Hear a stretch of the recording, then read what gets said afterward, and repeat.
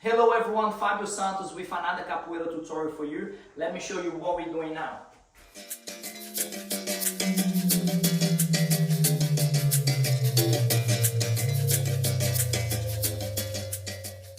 Let's go straight into it. Start with the esquiva recuada. I'm gonna turn into meio no rins. I'm gonna carry on the top leg all the way there and finishing the circle here together.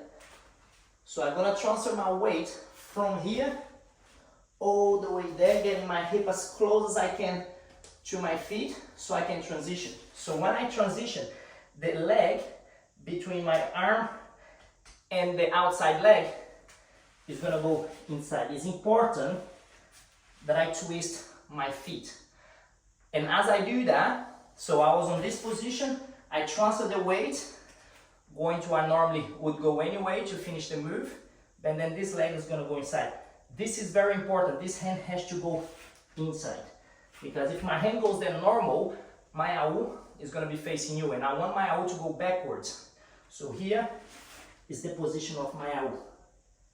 To start with, just practice going here and then bringing the leg there. That's one of the variations, but if you want to make it a little bit more fancy, you can add a little hop, but that first hand has to be there.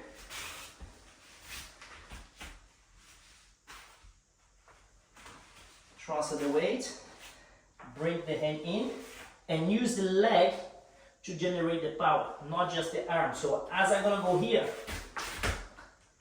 I change the position from my hand here, I did it there.